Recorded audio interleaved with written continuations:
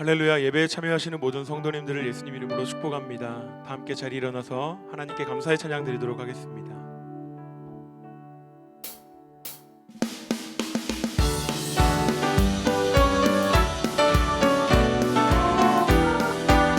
다 함께 손뼉 치면서 감사함으로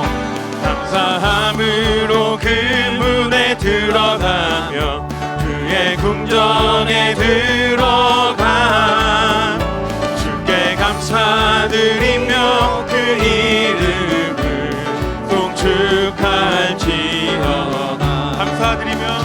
감사함으로 그 문에 들어가며 그의 궁전에 들어가 주께 감사드리며 그 이름을 송축할지어다.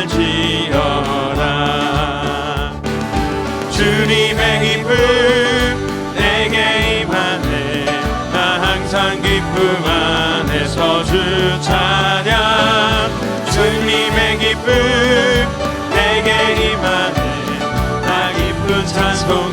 목소리 높여 감사함으로 그 문에 들어가며 그의 궁정에 들어가 주께 감사드리며 그 이름을 송축할지어다.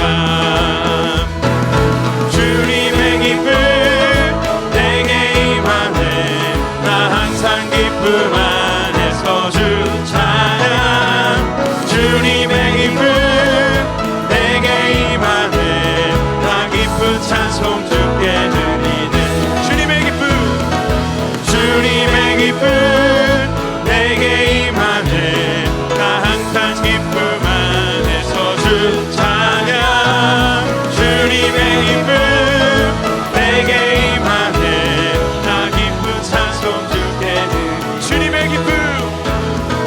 주님의 기쁨 내게 임하네. 나 항상 기쁨 안에서 주 찬양. 주님의 기쁨 내게 임하네. 나 기쁜 찬송 주께 드리네. 나 기쁜 찬송 주께 드리네. 나 기쁜 찬송 주께 드리네.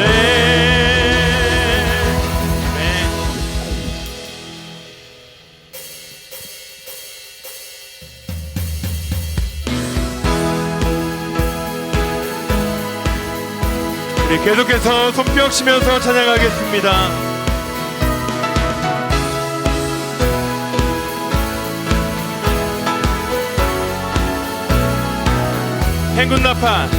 행군나팔 소리에 주의 호령 났으니 십자가의 군기를 높이 들고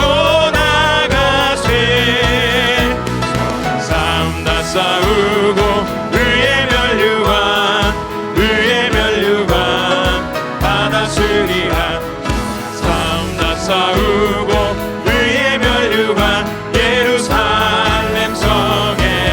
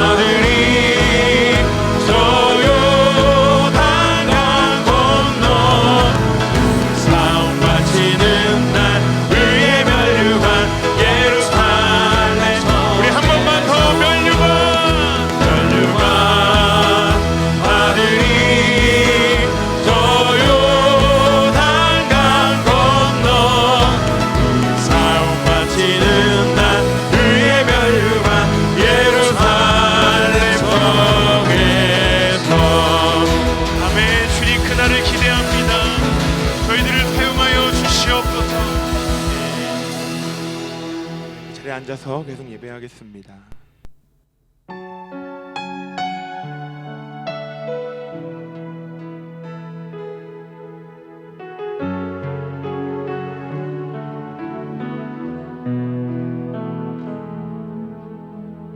내 백성이 나를 떠나 돌아섰지만 내 사랑이 내 백성을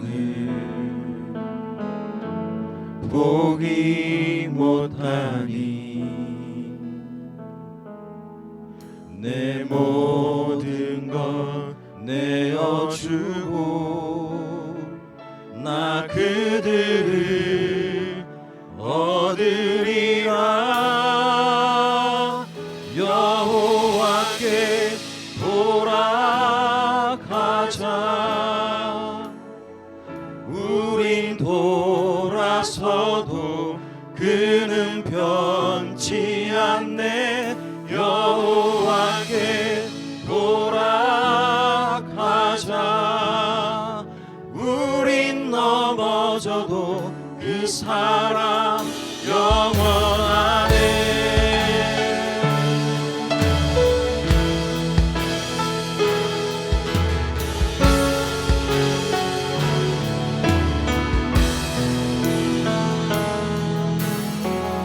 내 백성 나를 떠나 돌아섰지만 내 사랑이 내 백성을 보기 못하리. 내 모든 것 내어주고 나 그들을 얻으리라. 여호와께 돌아가자.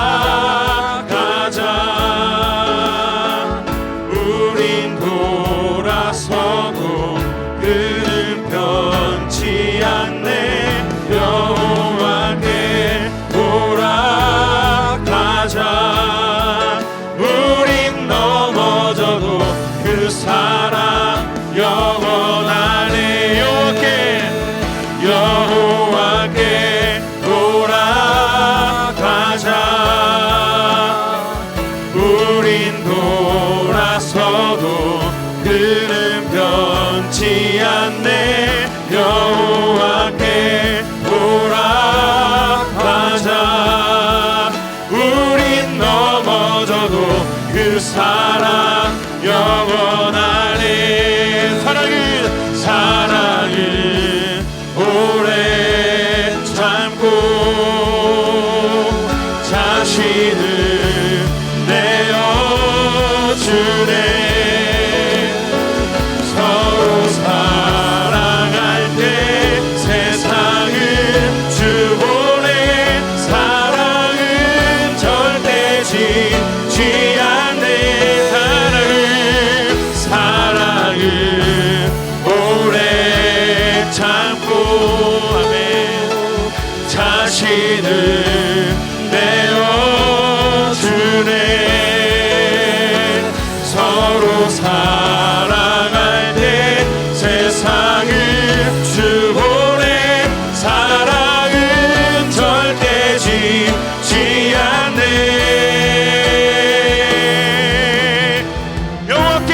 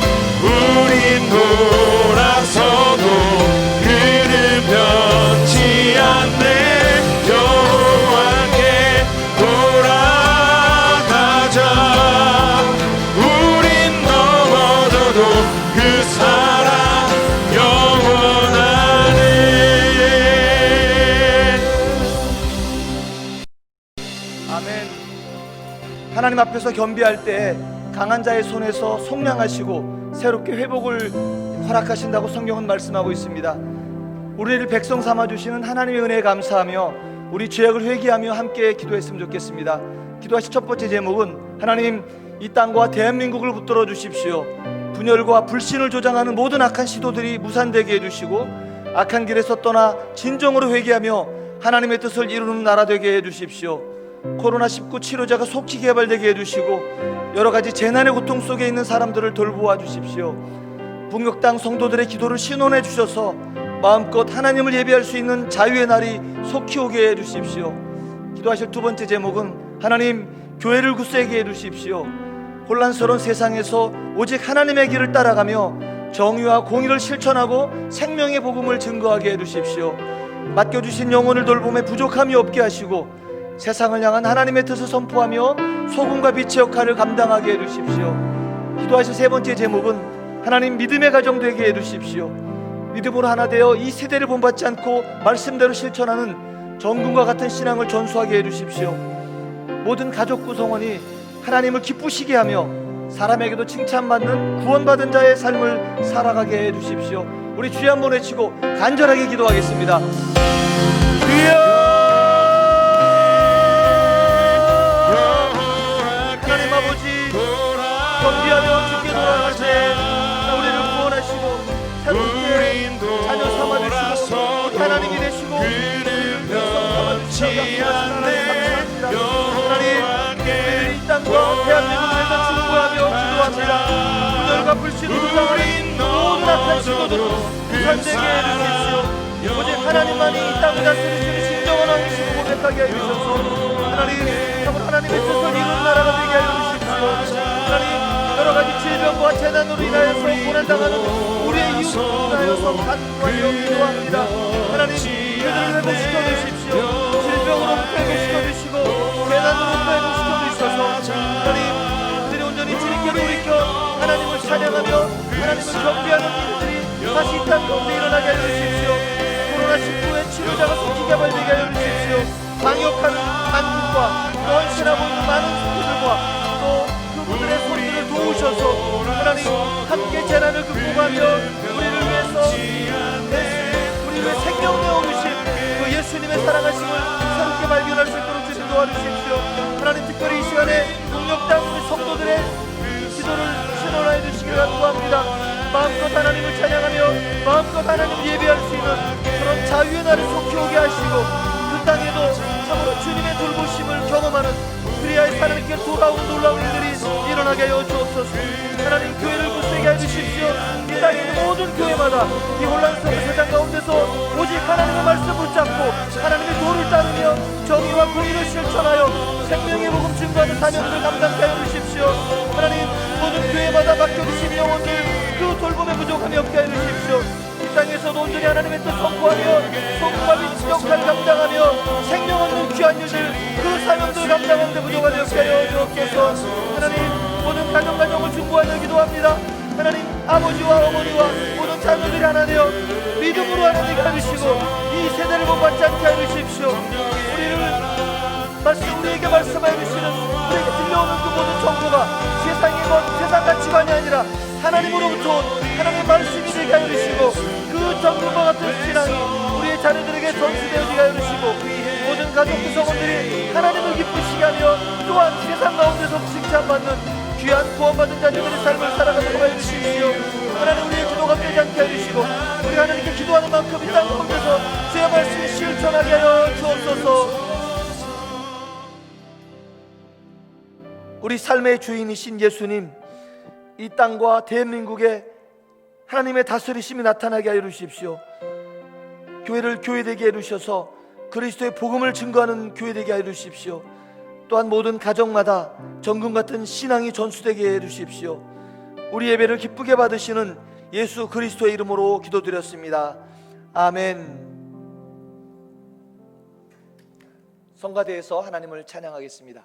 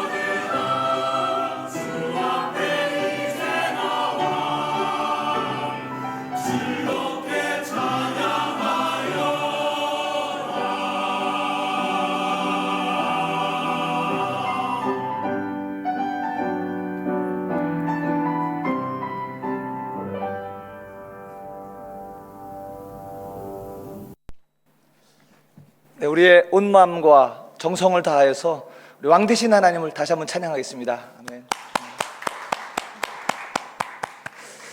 오늘 우리에게 주시는 하나님 말씀 함께 보겠습니다. 예레미야 29장 4절에서 13절 말씀입니다. 우리말 성경으로 저와 함께 한 절씩 같이 교독하겠습니다. 예레미야 29장 4절에서 13절입니다. 우리말 성경으로 읽겠습니다. 이스라엘의 하나님 만군의 여호와, 내가 예루살렘에서 바벨론으로 포로로 가게 한 모든 포로들에게 이렇게 말한다. 집들을 짓고 그곳에서 살라. 정원을 만들고 그곳에서 나는 열매를 먹으라. 아내를 취해 아들들과 딸들을 낳으라. 너희 아들들을 위해 그 아내들을 취하고 너희 딸들을 결혼시켜 그들이 아들, 딸을 낳게 하라. 너희가 그곳에서 번성하고 수가 줄지 않게 하라. 또한 내가 너희를 포로로 가게 한 성읍의 평안을 간구하라. 그 성읍을 위해 여호와께 기도하라. 이는 그 성읍이 평안해야 너희도 평안할 것이기 때문이다. 이스라엘의 하나님 만군의 여호와께서 말씀하셨다. 너희 가운데 있는 예언자들과 점쟁이들이 너희를 속이지 못하게 하라. 또 그들이 꾼 꿈 이야기에 너희는 귀 기울이지 말라. 그들이 내 이름으로 너희에게 거짓되게 예언한다. 내가 그들을 보내지 않았다. 여호와의 말이다. 여호와께서 이렇게 말씀하셨다. 바벨론에서 70년이 차면 내가 너희를 돌아보아 너희를 이곳으로 돌아오게 할 것이라는 내 은혜로운 약속을 너희에게 이행할 것이다. 여호와의 말이다. 내가 너희를 위해 갖고 있는 계획들을 내가 알고 있으니 그것은 평안을 위한 계획이지 재앙을 위한 것이 아니며 너희에게 미래와 소망을 주기 위한 것이다. 그러면 너희가 나를 부르고 와서 내게 기도할 것이고 나는 너희 말을 들을 것이다. 너희가 너희의 온 마음으로 나를 찾을 때 너희가 나를 찾고 나를 발견할 것이다. 아멘.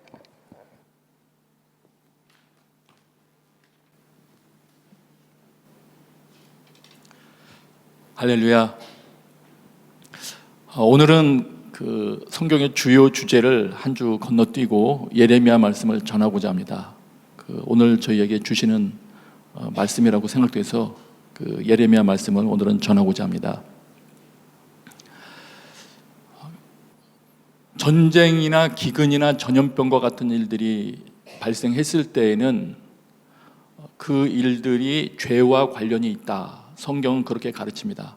성경이 그렇게 가르치는 것을 우리는 무시하지 말아야 하겠습니다.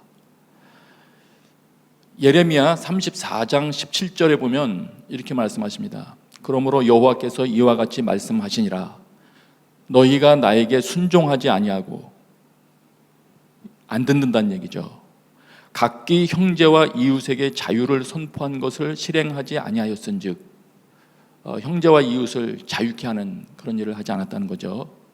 자유케 하라고 한 것을 순종하지 않았다는 그 내용이 포함되어 있습니다. 내가 너희를 대적하여 칼과 전염병과 기근에게 자유를 주리라. 우리가 자유를 선포하지 않으니까 하나님께서 칼과 전염병과 기근에게 자유를 주십니다. 표현이 의미가 심장합니다. 여호와의 말씀이니라. 내가 너희를 세계 여러 나라 가운데 흩어지게 할 것이며. 우리가 묵상하고 있는 예레미야서에 등장하는 내용이고요. 예레미야서에 칼, 기근, 전염병에 대한 이야기는 아주 많이 나옵니다. 그런데 지금 저희 기독교인들이 당면한 문제는 이런 전염병 문제뿐만 아니라 예배 문제도 있죠. 하나님을 믿는 자들에게는 예배와 관련된 문제도 우리 하나님을 믿는 자들의 죄 문제와 관련이 있다는 것을 우리가 잊어서는 안 됩니다. 분명히 성경에서 하나님께서 의중을 표현하셨거든요. 우리가 바르게 살지 않으며 예배하고자 할 때 너희 중에 성전 문을 걸어 잠글 자가 있었으면 좋겠다, 이렇게까지 말씀하신 하나님이십니다. 단지 우리의 그 예배 행위 자체만을 하나님이 의미 부여하고 계시지는 않는 것입니다. 그래서 전체적으로 임하는 이런 기근이나 전염병 문제, 전쟁 문제나 또 예배의 어려움을 겪게 되는 이런 문제들이 있을 때에는 우리 하나님을 믿고자 하는 자들은, 또 그리스도인들이라고 불리우는 자들은 자신의 죄 문제를 먼저 돌아봐야 합니다. 그것이 마땅한 것입니다. 그러면 왜 하나님께서 이런 일들을 일으키시는가? 그것은 믿는 자들의 삶을 바르게 세우기 위함이십니다. 하나님은 우리를 흠없고 온전한 자로 그렇게 준비시켜서 마지막 날을 예비하게 하시는 그런 분이십니다. 그래서 우리를 거룩하게, 흠없고 거룩한 자로 세우시기를 원하셔서 현재 우리 상태 중에서 잘못되어 있는 부분이 있으면 그걸 고치고자 하시는 것입니다. 고치시는 방법 중에서 죄로 인해서 어그러진 그 현상이 너무 심할 때, 그리고 전체적으로 퍼져 있을 때에는 그 판 자체를 갈아엎어야 그곳에 있는 사람들을 다시 온전한 모습으로 세워가기에 수월하시기 때문에 때로 하나님께서 그렇게 큰 일들을 통해서 판 자체를 뒤집어 엎으십니다. 그런 공경을 허락을 하십니다. 그러면 어떤 판을 엎으시나 이런 걸 통해서 그 중에 하나가 거짓된 기대, 또 거짓된 확신, 자기가 가장 자신감 있어 하는 부분, 이런 부분들이죠. 일반 사회적으로도 그렇고 특별히 우리 믿는 자들에게는, 우리 한국인들에게는 무엇이 그렇게 자랑스러운 것이 되었을까요? 한국 기독교인들에게는 아마 교회 예배와 이 한국 스타일의 기도, 이런 것에 대한 상당한 그 자부심을 가지고 있을 것입니다. 또 개 교회마다 특징이 있어서 자기 교회에 대한 그런 자신감도 있고요. 그러나 예레미야서에서도 우리가 발견하는 것처럼 하나님은 인애와 정의와 의로움을 행하는 여호와인 것을 우리가 알기를 원하고, 하나님은 또 우리도 그렇게 하기를 기뻐하시는 분이시기 때문에 우리의 삶 가운데 그런 것들이 나오지 않을 때에는 우리 삶 가운데 의로움은 없고 인애를 행하는 것도 없고 공의를 행하는 것도 없는 상태에서 예배와 기도에 대한 자신감만 있을 때에는 그 판도 뒤집어 엎으십니다. 가장 기대감을 가지고 있는 부분을 하나님께서 손대신다고 보시면 그것도 틀리지 않습니다. 그러면 어떤 부분에 그 거짓된 기대감을 갖게 되는 그런 착각, 우리 믿는 자들이 착각을 하게 되는 이유는 무엇인가? 왜 우리 믿는 자들마저도 착각하나? 이 부분에 대해서 예레미야서는 그렇게 가르쳐 줍니다. 마음이 부패했기 때문이다. 만물보다 거짓되고 심히 부패한 것은 마음이라. 누가 능히 이를 알리오마는. 마음이 부패했기 때문에 알 수 없다고 하십니다. 그러면서 마음이 부패한 그런 백성들의 증세를 여러 장면에서 설명을 해 주십니다. 예레미야 내에서만 봐도 몇몇 부분을 제가 읽어드리면 그렇게 됩니다. 그들은 옳은 것을 말하지 않는다.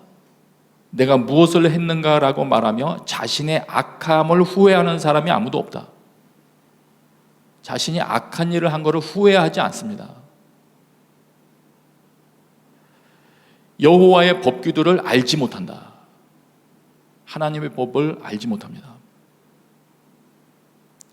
그들이 내 말에 귀 기울이지 않고 내 율법을 거부했기 때문이다. 그래서 재앙을 가져온다. 하나님의 말씀에 귀 기울이지 않을 뿐 아니라 하나님의 가르침을 거부한다. 이 마음이 부패해서 그렇다고 하십니다. 그들이 나의 말을 귀담아 듣지 않으며 나의 율법도 무시하였기 때문이다. 같은 내용들이죠. 하나님께서 율법을 주면서 지키라고 하셨으나 그들이 이것을 버리고 하나님이 주신 가르침을 버리고, 하나님이 뺏어가신 것이 아니고요, 받은 그 백성들이 버리고 나의 말을 순종하지 않고 실천하지 않았다. 자기들의 고집대로 살고 조상이 섬기라고 가르쳐준 바알 신들을 따라다녔다.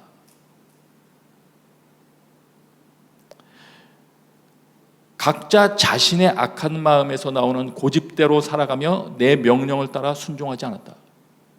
이런 표현들입니다. 예레미야서에서 나오는 표현들만 대략 골라도 이런 표현들로 표현됩니다. 마음이 부패하면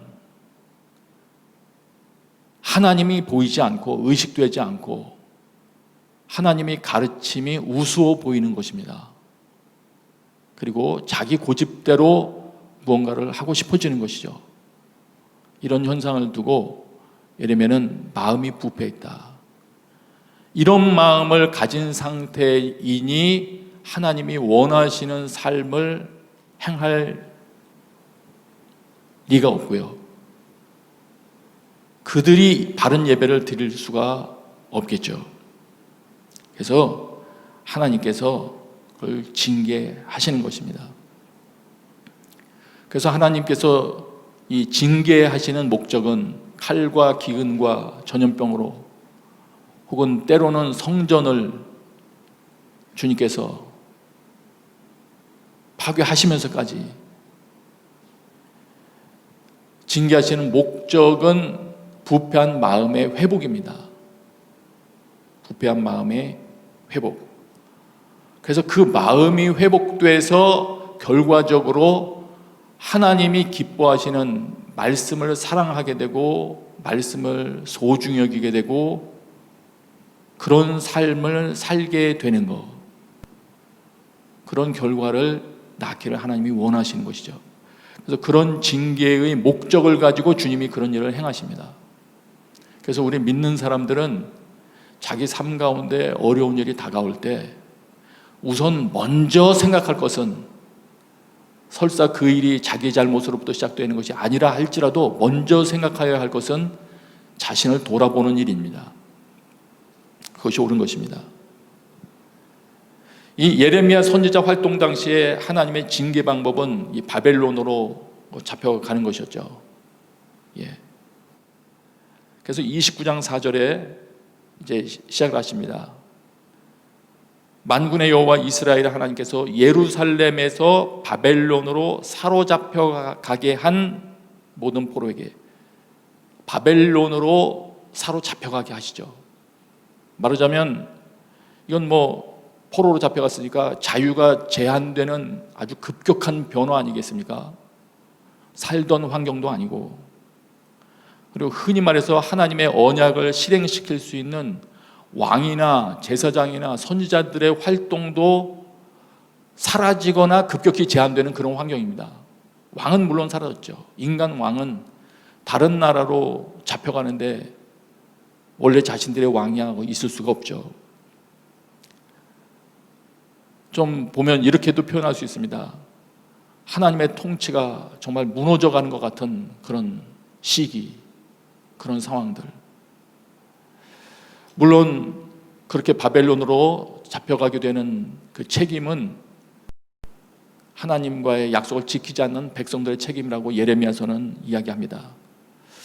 우리도 어떤 면에서는 우리 하나님을 믿는 우리 그리스도인들도 이런 성경 말씀에 비추어 돌이켜 볼 때에는 마치 바벨론으로 잡혀간 것과 같은, 형태는 좀 다르지만 많은 영역에 있어서 자유가 제한되며 또 믿음이 부자연스럽게 되는 그런 일들을 당면하지 않았나 생각이 됩니다. 우리가 계속 질문하듯이, 그렇다면 그러한 때에는 우리는 어떻게 살아야 하느냐, 여기에 대한 답을 얻어야죠. 우리가 여러 차례 이 문제를 이야기했죠. 그러면 우리가 어떻게 살아야 하느냐, 그러한 때 우리는 어떻게 해야 하느냐. 오늘은 예레미야서에서 가르쳐주는 어떻게, 그 부분을 좀 살펴보고자 합니다. 바벨론으로 잡혀간 그들에게 예레미야 선지자가 글을 보내서 너희들은 그런 환경 속에서 이렇게 살아라 말씀해 주신 부분이기 때문에 그 부분을 우리가 보면서 오늘 우리는 이 상황을 어떻게 헤쳐나가야 할지를, 또 어떻게 대응하는 것이 옳을지를 좀 살펴보고자 합니다. 29장 5절 6절을 보면 첫 번째로 하나님께서 이렇게 말씀하십니다. 너희는 집을 짓고 거기에 살며 텃밭을 만들고 그 열매를 먹으라. 아내를 맞이하여 자녀를 낳으며 너희 아들이 아내를 맞이하며 너희 딸이 남편을 맞아 그들로 자녀를 낳게 하여 너희가 거기에서 번성하고 줄어들지 아니하게 하라. 이런 일상 삶의 이야기가 나오는데요, 이것을 요약한다면 이렇게 요약할 수 있겠습니다. 너는 그 땅에서 오래 살 사람처럼 살아라. 왜 오래 살 사람처럼 살아야 되느냐? 예레미야 30장 24절에 말씀하신 것처럼 주님께서는 마음속에서 뜻하신 바를 시행하고 이루실 때까지 그 맹렬한 진노를 그치지 않으신다. 하나님은 그 징계의 목적을 달성하시기까지는 일단 징계를 시작하셨으면 철회하지 않으시기 때문입니다. 되게 시간이 걸리는 일이거든요. 그래서 우리가 어떤 환경의 변화나 공경에 처하게 되었을 때 그 상황을 속히 벗어나기를 계획하는 것보다 자신의 마음의 악함을 속히 회개하고 돌이킬 수 있는 은혜를 구하는 것이 더 지름길입니다. 왜냐하면 하나님께서 베푸시는 징계는 그 목적을 완성하기 전까지는 철회가 되지 않기 때문입니다. 그래서 아예 예레미야가 그렇게 말씀을 하는 겁니다. 아내를 맞이하고 자녀를 낳고 집을 짓고 밭을 갈고, 일상 삶인데 장기전 아닙니까? 다시 표현하면 우리가 당면한 어떤 곤란한 상황이 있을 때라도 우리는 당황하기보다, 그것에서 이 탓 저 탓을 찾기보다 스스로를 돌아보면서 그 순간을 의미 있게 살아야 되겠습니다. 의미 있게 산다는 것은 어쨌든 그 기간이 정말 자신이 정화되고 하나님께서 원래 의도하셨던 길을 되찾는 그런 길로 삼는다, 이런 것이 되겠죠. 많은 사람들이 생각을 합니다. 어떻게 불의한 환경이나 좀 곤란한 환경을 당하면 어떤 이들은 나는 이런 취급을 받으며 살 사람이 아니야, 이렇게 생각하면서 적극적으로 살기를 아예 포기해버리는 사람도 있습니다. 그냥 마냥 소위 자신의 날이 오기만을 기다리며 자신에게 큰 일, 큰 직장, 이런 것이 주어지기만을 기다리는 사람도 있고, 어떤 이들은 그런 일 가운데 그저 비판적인 태도로 하나님 앞에 나아갈 그런 힘마저도 잊어버리고 사는 사람도 있습니다. 사실 저도 이 시간에는 길게 간증은 하지 않겠지만 군에서도 그런 걸 경험을 했고요. 저는 결핵이 있는 상태에서 군입대를 했기 때문에 그 모든 상황이 내가 처할 상황이 아니라고 생각했고, 나는 곧 제대를 하게 될 거야만 꿈꾸다 보니까 생활이 늘 부정적이 되고 적극적이 되지 않더라고요. 그런데 그때 마태복음 6장 33절 말씀으로 저를 하나님이 깨워주시면서 바로 그날부터 제 태도가 바뀌어버렸습니다. 중국에 왔을 때도 여기는 잠시만 있을 곳으로 생각하고 수저마저도 갖추지 않았을 때 하나님께서 큐티 중에 말씀을 하셨죠. 넌 평생 여기 살 사람처럼 살아야 된다. 그러니까 이 땅에 거하여야 내가 너에게 복을 줄 수 있다. 그 말을, 그걸 깨닫는 순간 그 다음 날부터 행동을 개시했죠. 바뀝니다. 어떤 종류의 상황이 여러분 앞에 펼쳐져 있다 할지라도 하나님은 이렇게 말씀을 하십니다. 실제 그 기간이 얼마가 될지는 모르나, 그것이 6개월이 될지 1년이 될지 6년이 될지 16년이 될지 모르나 너는 거기서 오래 살 사람처럼 살아라. 적극적으로 살아라. 이렇게 말씀하시는 것입니다. 물론 이 예레미야 당시 이스라엘 백성들에게는 판단하기 곤란한 점들이 있었을 것입니다. 바벨론으로 포로로 잡혀가라니 이거 뭐 사대주의 아니냐, 또 국수주의, 민족주의 이런 개념을 가진 사람하고는 그 말 자체가 충돌이 됐을 거고, 어떤 이들에게는 또 다른 강대국 힘이라도 빌려서 싸워야지 이렇게 해서야 되겠느냐, 많은 의견 충돌이 있었을 것입니다. 물론 지금 예레미야가 바벨론으로 포로 잡혀가라는 말은 영원히 바벨론이라는 강대국에 소위 말해서 빌부터 살라는 그런 말은 아니었습니다. 지금 이스라엘 백성들에게는 그런 상황을 통해서라도 이들의 판을 흔들어 놓고 마음을 일깨워서 하나님 앞으로 돌아오게 하는 일이 시급했기 때문에 임시로 그렇게 활용하셨을 뿐입니다. 오늘날 그렇기 때문에 우리에게 동일하게 적용할 수는 없는 일이죠. 그것을, 이거는 민족주의하고 싫어하든 이거는 사대주의하고 또 다른 어떤 길을 따라야 된다고 다른 의견이 있든 간에 하나님이 목적하시는 것은 한 가지입니다. 너희가 어떤 길과 어떤 정책을 사모하든지 간에 그것을 통하여 너희 자신에게 회개가 일어나지 않는다면 징계는 종료되지 않는다. 왜냐하면 사람들이 만들어내는 어떤 종류의 사상이나 길이 하나님께서 원하시는 최종 답이 아니기 때문입니다. 그래서 1차적으로 기초적으로는 이것을 갖춘 다음에 나머지를 생각해야 되는데, 그 우선이 자신을 돌아봅니다.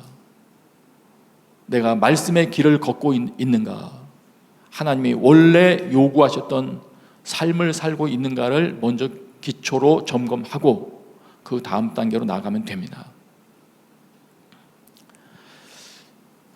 이렇게 말씀하신 후에 그다음에 두 번째를 말씀을 하십니다. 예레미야 29장 7절인데요.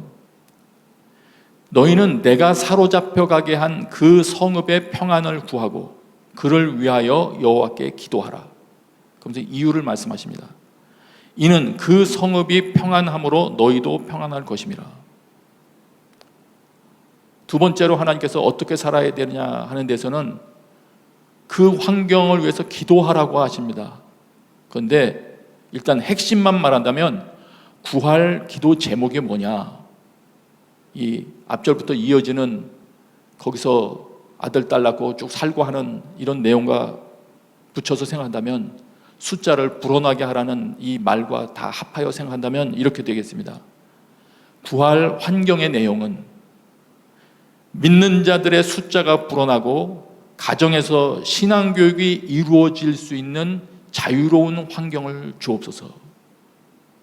이것이 우리의 구할 바가 되어야 됩니다. 중요합니다. 하나님, 우리 대한민국 땅에서 마음껏 자녀 교육이 일어나며 가정을 지킬 수 있으며 믿는 자들의 숫자를 불려갈 수 있는 자유가 상실되지 않게 하여 주십시오. 우리는 그것을 기도해야 됩니다. 세계 곳곳에서 일어나는 많은 공경들을 볼 때 우리 동일한 것을 기도해야 됩니다. 하나님, 어떤 상황이 다가온다 할지라도 신앙을 전수하는 환경만은 손상당하지 않게 해주십시오. 예. 그 다음에 세 번째로 말씀을 하십니다. 29장 8절입니다. 만군의 여호와 이스라엘의 하나님께서 이와 같이 말하노라. 너희 중에 있는 선지자들에게와 점쟁이에게 미혹되지 말며 너희가 꾼 꿈도 고지 듣고 믿지 말라. 이게 무슨 말이냐? 어려운 시기일수록 잘 들어야 됩니다. 곤란한 시기일수록 사람들이 길을 찾고자 여러 곳을 묻기도 하고 찾기도 할 것입니다. 그러나 성경이 가르쳐주는 바는 부패한 마음이 내 안에 있는 한, 자기 고집대로 살려는 마음이 있는 한, 부패한 자기 마음을 지지해 주는 말만 찾거나 마음이 부패한 자가 기뻐할 내용만 찾을 때에는 말하자면 올바른 것을 듣지 못하고 속게 되기 때문입니다. 그래서 하나님께서 말씀하십니다. 선지자들에게와 점쟁이에게 미혹되지 말아라. 심지어 너희가 꾼 꿈 가지고도 의미 부여하지 말라고 하십니다. 고지 듣고 믿지 말아라. 선지자들의 말을 듣지 말라는 건 아니죠. 원래는 선지자들의 말을 들었어야 마땅한 건데, 하나님의 말씀을 들어야 마땅한 건데, 이러한 징계의 시기, 죄로 인하여 하나님께서 징계하실 만한 사회 환경이 되었을 때에는 많은 선지자들이 이미 그들의 마음 또한 부패하여 하나님으로부터 떠나 있기 때문입니다. 그래서 그들이 거짓을 예언하게 되기 때문이에요.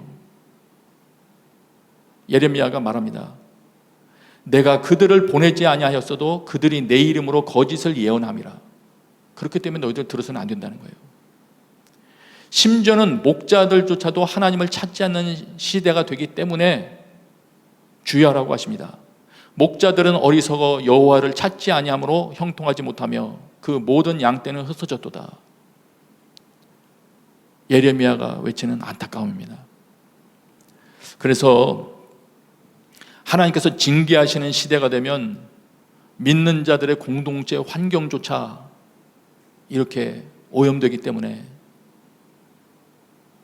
메신저마저도 거짓을, 말하자면 하나님께서로부터 나온 말이 아닌 것을 옮기는 그런 상황을 맞기 때문에 듣는데 주의하란 말이죠. 듣는데 주의하라. 그렇다면은 우리가 생각할 건 뭐냐? 징계의 시기에 우리가 필요한 건 뭐냐? 선지자들을 찾아다니는 건 아니다. 우리 시대의 길을 가르쳐주는 선지자의 노릇을 하는 게 있죠. 유튜브.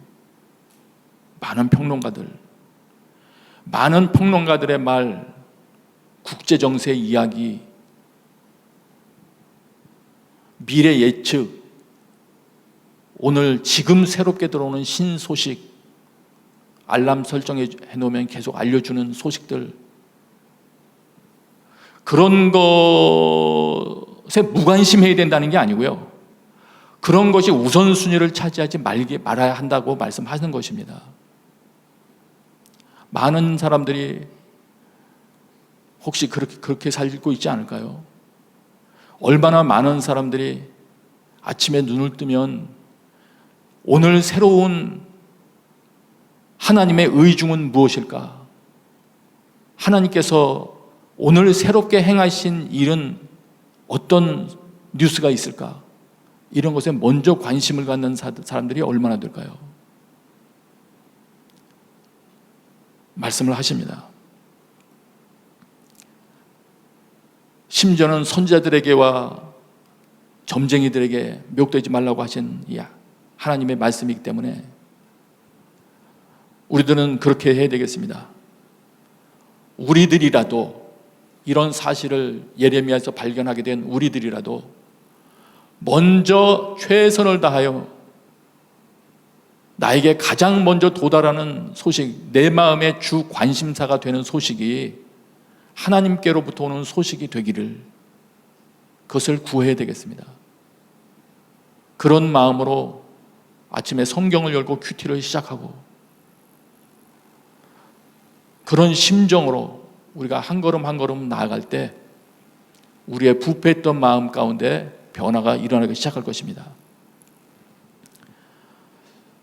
지금 세 번째로 제가 말씀드린 게, 징계의 시기에 필요한 거는 이곳저곳을 길을 찾아 헤매는 게 아니다, 이걸 말씀을 드렸고요. 그럼 네 번째는 무엇이냐? 예레미야서는 이렇게 가르쳐 줍니다.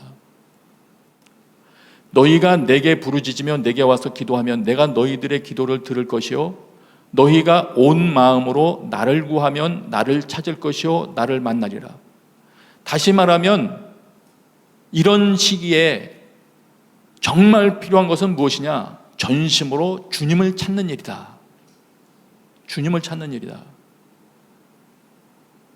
답을 찾기 위하여 이 존재 저 존재를 기웃기웃거리고 이 뉴스 저 뉴스를 기웃거리는 것이 아니라 이 시기에 가장 필요한 것은 주님을 찾는 일이다.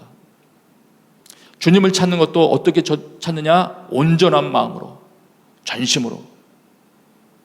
그래서 너희가 온 마음으로 나를 구하면 나를 찾을 것이요 나를 만나라. 이 말은 그렇게 해석될 수가 있는 겁니다. 너희들이 온 마음으로 나를 구할 때 나를 만날 수 있다. 온 마음으로 구할 때.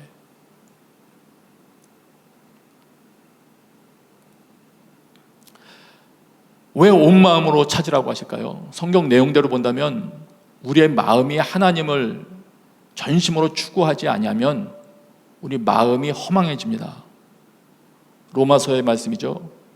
그들은 하나님을 알면서도 하나님을 영화롭게 하지도 않고 감사하지도 않았습니다. 오히려 그들의 생각이 허망해졌고 그들의 어리석은 마음은 어두워졌습니다. 마음이 허망해지면 어떻게 됩니까? 하나님의 가르침을 듣지 못합니다. 하나님의 음성을 바르게 들을 수 없습니다. 예레미야 6장의 말씀입니다.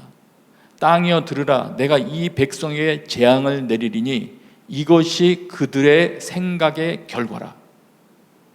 그들이 내 말을 듣지 아니하며 내 율법을 거절하였음이니라. 그들의 생각의 결과. 우리가 하나님을 소홀히 여기게 되면, 마음이 어두워지면, 내 생각이 어두워지면 내가 계획하는 결과가 곧 악한 것이 되고 맙니다. 내가 이 백성에게 재앙을 내리리니 이것이 그들의 생각의 결과라. 스스로 그런 걸 만들어내는 거죠. 악한 환경을. 아무리 책략을 모으고 참모진들이 모여서 아이디어를 짠다 해도 어두워진 마음 가운데로는 살리는 계획이 나올 수가 없습니다. 그래서 여기에 답이 있는 것입니다. 온 마음으로 나를 구하면 나를 찾을 것이요 나를 만나리라. 하나님을 만나는 데 답이 있는 것입니다. 최고의 전략가이신 하나님을 만나야 한다. 내 인생을 나보다 더 잘 아시는 하나님을 만나야 한다. 한편 이 말씀에 의한다면요, 내가 하나님을 만나지 못하고 있다면, 하나님께로부터 공급받는 말씀을 내가 접하지 못하고 있다면 나는 지금 전심으로 주님을 찾고 있지 않다는 증거가 되기도 하겠죠. 이건 각성해야 될 말인 것 같습니다. 그렇구나, 내가 하나님께 대한 감각이 무뎌져 있고 말씀이 깨달아지지 않는 것이 당연한 게 아니구나. 그거는 내가 하나님을 전심으로 내 마음을 기울여서 주님을 찾지 않고 있기 때문에 생긴 결과구나. 그렇다면 내가 깨어나야 되겠구나. 내가 깨어 돌이켜야 되겠구나. 이렇게 생각하면 답이 되는 겁니다. 이 부분까지 정리하면 그렇게 됩니다. 혼란의 시기에 필요한 태도는 위로나 희망이나 내 생각을 지지해 주는 말들을 찾아 찾기보다는 말씀대로 행동하지 않았던 것 회개하고 주님을 추구하는 것입니다. 주님을 만나고자 하는 것. 정말 하나님이 살아계시다는 것에 대한 새로운 개념을 다시 정리하고 하나님이 인격을 가지고 살아계신 분이시기 때문에 내가 그분을 정말 만나리라. 그러면서 말씀을 붙들고 말씀과 함께 기도의 자리로 나아가는 것입니다. 말씀을 제쳐놓고 나아가는 것이 아니라 말씀과 함께 기도의 자리로 나아가는 것입니다. 거기에 답이 있다고 하십니다. 그럴 때 예레미야에서 이어지는 것처럼 너희를 포로된 중에서 다시 돌아오게 하되, 이 말씀을 마침내 경험하게 될 것입니다. 단순히 기도회를 가져야 한다, 이걸 말씀드리는 게 아닙니다. 정말로 하나님 그분을 만나고자 추구하는 마음을 가지고 주님 앞에 나아가는 것, 그 심정이라는 것을 기억하면 좋겠습니다. 참고로 좀 더 말씀드리겠습니다. 우리는 그리스도인들이고요. 우리 그리스도인들은 하나님의 말씀을 맡았다는 특권도 있고, 또 한편으로는 그 하나님의 말씀을 전달할 책임도 있는데, 때로 하나님께서 우리 환경을 바꾸실 때에는 그 새로운 환경 가운데 말씀을 전할 필요가 있으셔서 우리를 보내시는 그런 방법인 것도 있습니다. 그런 경우도 있습니다. 사도행전에서도 나오죠. 핍박을 통하여 믿는 자들을 흩으셨을 때 그 흩어짐을 통하여 오히려 복음 전파가 일어난 사건을 우리 기억하죠. 저는 이렇게도 생각할 수 있다고 생각합니다. 이런 질병으로 인하여 함께 모이지 못하고 가정으로 모이는, 아무래도 가정 중심으로 흩어지게 되었을 때에는 혹시 하나님께서 이것을 의도하는 것은 아닌지, 그것은 이것입니다. 지금 너는 훈련받을 필요가 있다. 너의 가정에서 너의 입으로부터 나오는 메시지 전달이 필요하다. 너는 너의 입을 열어서 네가 깨달은 하나님의 말씀을 너의 가정에 풀어놓도록 해라. 전달하도록 하라. 먼 훗날 더 어려운 시기를 맞이하기 전에 너는 그것을 훈련해야 한다. 이런 의도를 가지고 계시지는 않은가 모르겠습니다. 다시 말하면 가정에서 나의 입을 통하여 하나님께서 증거하고 싶으신 말씀을 전하시고자 이런 것을 경험시키는 것은 아닌지. 사실 각 가정마다 여러분 가족 구성원의 삶을 가장 잘 알고 여러분 자녀의 환경을 가장 잘 아는 사람이 부모 외에 또 누가 있겠습니까? 가장 사랑하는 자가 부모 외에 또 누가 있겠습니까? 가장 사랑하는 자가 말씀을 전할 때 다르겠죠. 정말 필요한 말씀을 전할 수 있겠죠. 그 다음에 또 한 가지 참고해야 될 부분이 있습니다. 그렇게 우리가 말씀을 전할 책임이 있는데 성경을 살펴보다 보니까,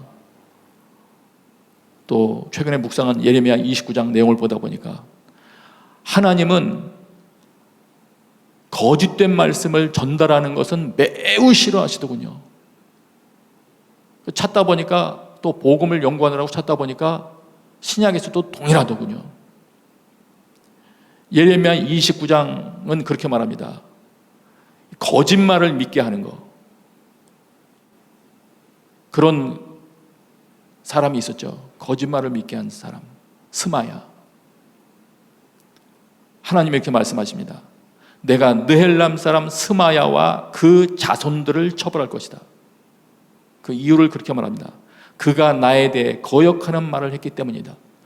하나님께서 말씀하지 않은 말을 전하는 것을 하나님께 대하여 거역하는 것으로 보시면서 그런 말을 전하는 자는 그 자손들까지도 처벌하겠다. 본인은 물론이고. 무서운 말씀입니다. 갈라디아서에는 그렇게 말하지 않습니까? 다른 복음 이야기를 할 때 다른 복음을 전하면 저주를 받을지어다. 왜 그러냐? 복음을 통하여 사람을 살려내고 하나님 앞으로 인도하는데, 다른 복음이라는 것은 그리스도로부터 도리어 떠나가게 만드니까, 사람을 그리스도로부터 떠나가게 만드니까 하나님께서 그것 자체를 몹시 싫어하십니다. 사람 살리기를 원하시는 하나님께서 거짓 복음이 전달되는 것, 다른 복음이 전달되는 것을 싫어하시더라고요. 두 개가 다 합쳐지는 말씀이죠. 예레미야 시대 때 선지자들이 거짓을 말한 것도 아마 그랬을지 모르겠습니다. 상황이 어려우니까 위로의 메시지를 전하려고 백성들의 공경을 먼저 주목해서 그런 말을 전했는지 모르겠습니다. 괜찮다, 이런 말.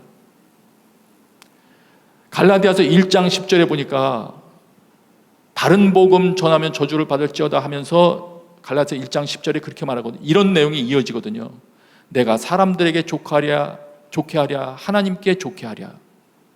사람들에게 기쁨을 구하랴. 내가 지금까지 사람들의 기쁨을 구하였다면 그리스도의 종이 아니니라. 무슨 말입니까? 복음 전하는 내용과 더불어 이어서 이 말이 나온다는 것은 사람들의 기쁨을 구하거나 사람들의 지지를 얻으려고 하다 보면 거짓된 메시지, 하나님께로부터 나오지 않은 말을 전하게 되거나, 아니면 자기 스스로 위로해야 되겠다고 판단한 말을 전하게 되거나, 하나님과는 상관없는, 그러거나 혹은 자기 체면 때문에 하나님과 상관없는 말을 전하게 되거나, 내가 그래도 이 시대의 선지자인데, 그러면서 바벨론 상황이 다가오니까 괜찮다라는 말을 의지적으로 자기가 전했거나, 아니면 사람들을 기쁘게 하려고 다른 복음을 전했거나. 다시 정리하면 사람들의 기쁨이나 눈치를 보면 하나님께서 원하시는 메시지는 전할 수 없구나. 왜 그렇습니까? 하나님께로부터 온 말씀만이, 하나님께서 보내시는 진짜 복음만이 사람을 변화시킬 수 있는데, 거짓된 것으로는 사람을 변화시킬 수 없기 때문입니다. 거짓된 것으로는 마음 가운데 진정한 회개를 일으킬 수 없기 때문에 하나님께서 싫어하시는 것입니다. 그러므로 우리는 그리스도인들으로서도 말씀을 전할 의무가 또 있는 자들이기 때문에, 본인이 직접 선교사나 목회자는 아니라 할지라도 동일한 말씀 증거의 책임은 있는 자들이기 때문에 우리가 이 부분은 깨워놔야 되겠습니다. 나는 다른 것보다도 하나님만 두려워하는 자가 되리라. 그럴 때 가정에서도 또는 밖에서도 정말 하나님이 전하기를 원하시는 내용들을 전할 수 있는 자가 될 것입니다. 우리는 한편으로는 그런 면을 생각하면서 담대함을 갖습니다. 마침내 거짓된 말들에 대한 것은 하나님이 심판하신다.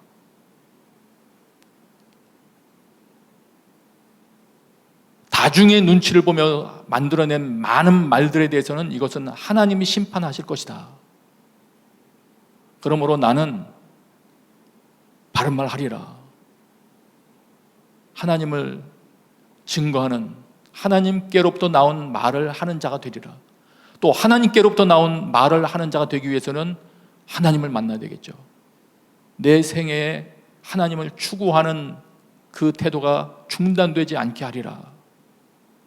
말씀을 마무리하고자 합니다. 우리가 여러 가지 불편한 상황들을 접하고 있고, 앞으로도 점점 더 이와 같은 일들은 많이 일어날 가능성들이 있습니다. 그러나 나의 삶이 조금 불편해지는 것, 그것 때문에 내 삶의 편리함이 회복되기를 위하여 그런 거 구하기보다 말씀으로부터 너무나 우리 삶이 멀어졌구나, 내 나라가 하나님의 말씀으로부터 너무 멀어져서 황폐해졌구나, 하나님의 말씀을 벗어난 계획들이 세워지기에 재앙이 임했구나, 그래서 그런 것들을 생각하면서 황폐해진 환경 때문에 애통해하는 자들이 되어야 되겠습니다. 예레미야 12장에 말씀하지 않습니까? 황무지로 변해버린 땅에 대해서 말하면서 그것에 관심을 가진 사람이 아무도 없기 때문에 그 온 땅이 황폐하게 될 것이다. 또 다른 번역으로 보면 온 땅이 이렇게 황무지가 되었는데도 걱정하는 사람이 하나도 없구나. 하나님의 마음 아닙니까? 하나님, 제 마음은 황폐하게 된 것을 보면서 걱정하는 마음 가지게 해주세요.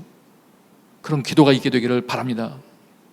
온 땅이 황폐하면 이를 마음에 두는 자가 없음이로다. 야, 하나님의 말씀을 다 떠나버려서 땅이 황폐해지고 사회가 황폐해졌구나. 나부터라도 돌이키고 기도하는 자가 되자. 여러분, 그런 기도가 여러분에게 있게 되시기를 축복합니다. 이 시간에 우리 같이 한번 기도하겠습니다. 이 시간에 그런 마음을 구하면서 기도하십시다. 하나님, 정말 하나님의 말씀이 우습게 여김을 받아서 하나님이 무시돼서 믿는 자들부터 마음이 부패하여 온 땅에 곤경이 임했는데 주님, 저를 깨워주셔서 이 땅을 돌아보게 하시고 이 황폐함으로부터 치유함을 위하여 기도하는 자 되게 하여 주시옵소서. 우리 하나님 앞에 기도하며 나가십시다.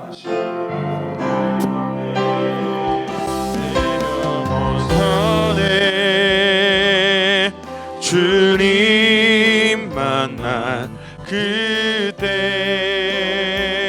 나 다시 돌아가 주님께 예배드리며 다시 십자가의 길 걸으리. 땅의 황폐함을 보면서도 다시 내 자신의 편리만을 추구하며 기도조차도 그렇게 왔던 저희 용서해 주십시오. 하나님, 우리를 편안하게 할 것들 이곳저곳에서 길 찾아 헤매며 그것만을 내게 유익하고 내게 좋은 것만 추구해왔던 저희를 용서해 주십시오. 온 땅은 황폐해져 가는데 그것에 대해서는 안타까움조차 갖지 않았던 주님, 저희를 용서해 주십시오. 참으로 나부터 돌이켜 하나님 앞에서 바른 길을 찾으며 하나님께 받는 회개하는 저희 되게 해주십시오. 주님, 참으로 하나님께서 역사해 주십시오. 우리가 내 자신을 돌아볼 때 하나 우리의 죄악 가운데 하나님께서 징계하실 때 겸허하게 하나님 말씀 들으며 우리가 오늘 어떻게 주님 앞에 반응해야 될지를 깨달아 알게 하여 주십시오. 내 자신의 죄악과 이 땅의 황폐함 가운데에서 진정 내가 무엇을 돌이켜 어떻게 하나님께 나아가야 될지를 알게 하여 주십시오. 하나님, 말씀과 함께 기도의 자리 나가길 원합니다. 말씀 제쳐놓지 않고 내 유익함 찾지 않게 하시고 기도의 자리를 놓치며 내 평안함을 추구하지 않게 해주십시오. 하나님, 진정으로 하나님께서 우리에게 이 시대에 들려주시는 그 말씀 찾으며 그것 위하여서 기도의 자리에서 하나님의 뜻 추구하게 해주십시오. 또 일어나서 그 땅 가운데서 주님의 뜻 실천하며 행하게 하여 주십시오. 아버지 하나님, 회개하며 주께 돌이킵니다. 내 육신의 편안함과 안일함만을 추구하며 이 어려운 시기일수록 내 가정만을 챙겨왔던 모든 것 가운데서 주님 용서해 주시고 온전히 내 삶의 편한 것 찾아 부패한 그 마음을 여전히 가진 채 하나님 돌이키지 아니하며 제 안에 불을 쌓으며 내 안에 쌓았던 모든 것들을 주님 용서하여 주십시오. 우리 한 번 더 같이 기도했으면 좋겠습니다. 하나님, 저희가 정말 말씀과 함께 기도 자리로 나아갈 때 우리의 환경 가운데에서 믿는 자의 수가 날마다 늘어나게 하여 주십시오. 우리가 가정에서 정말 우리들이 하나님을 믿는 그 신앙들이 전수될 수 있게 하여 주십시오. 모든 잘못된 관행과 제도들로부터 우리를 지키셔서 그 가정이 보호될 뿐만 아니라 그 속에서 참으로 하나님의 말씀이 증거되어져서 우리의 자녀들은 우리보다 더욱더 하나님을 찾는 그 뜨거움 가운데 더 큰 영적인 부흥을 경험케 하여 주십시오. 하나님, 그 환경이 우리 가운데 만들어지도록 우리가 더욱 겸비하며 주께 나아가오니 하나님, 우리의 기도를 응답하여 주십시오. 주여 한번 외치고 간절한 마음으로 주님께 기도하겠습니다. 주여,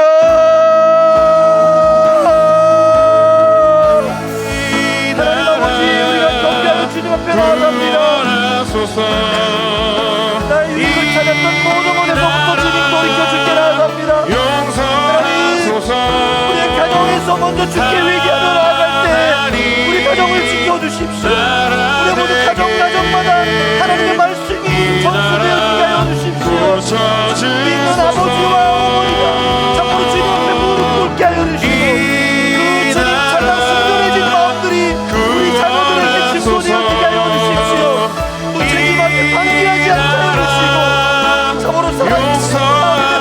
우리 자녀들에게 전하게 하여 주십시오. 하나님 자녀들을 양육할 때 하나님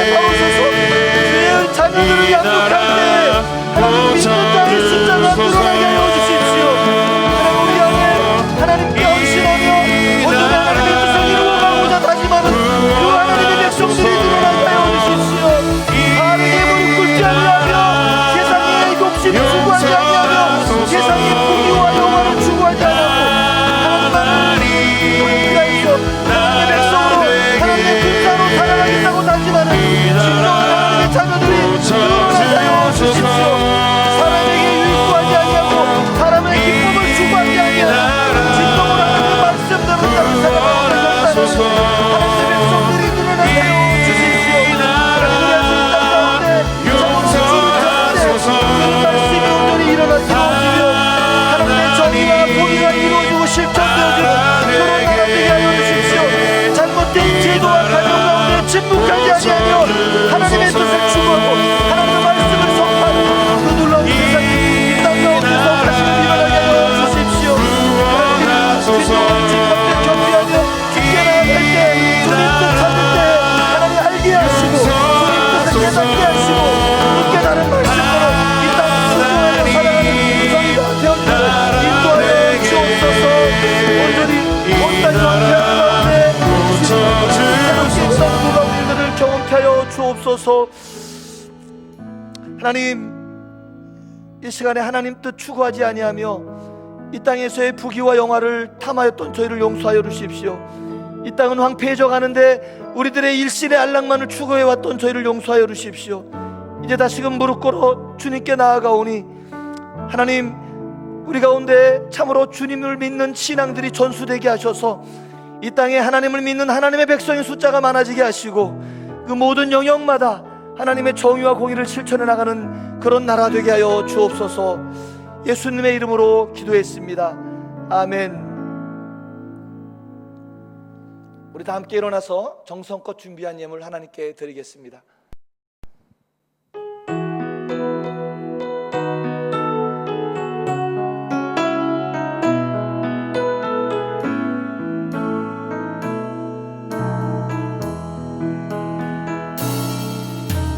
선한 능력으로 와두시네 그 크신 팔로 날 붙드시네 절망 속에도 흔들리지 않고 사랑하는 주 얼굴 구하리 주님이 마신 고난에 쓴 잔을 우리도 감사하며 받으리 주님의 남은 고난 채워가며 예수와 복음 위에 살리라 선한 능력으로 일어서리 주만을 지하리 믿음으로 우리 고대하네 주 오실 그날 영광의 새날을 맞이하리 영광의 새날을 맞이하리 영광의 새날을 맞이하리. 아버지 하나님, 주님 앞에 물질과 함께 저희들의 마음을 올려드립니다. 귀한 곳에 사용하여 주시옵소서. 이제는 우리 주 예수 그리스도의 은혜와 하나님 아버지의 크신 사랑과 성령님의 교통하심이 처처에서 모여서 예배드리는 모든 이들 위해 지금부터 영원토록 함께 계시기를 간절히 축원하옵나이다. 아멘.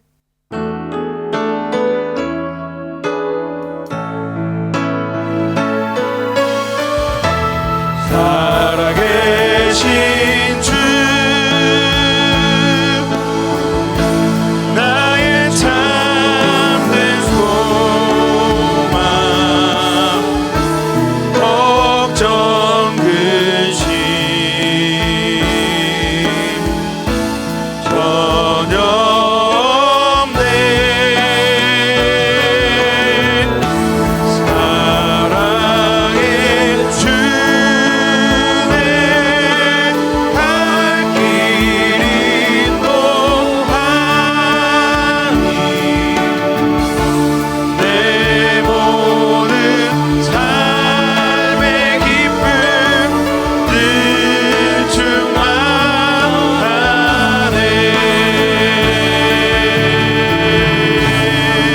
아멘. 우리 살아계신 하나님께 영광의 박수 함께 올려드리겠습니다.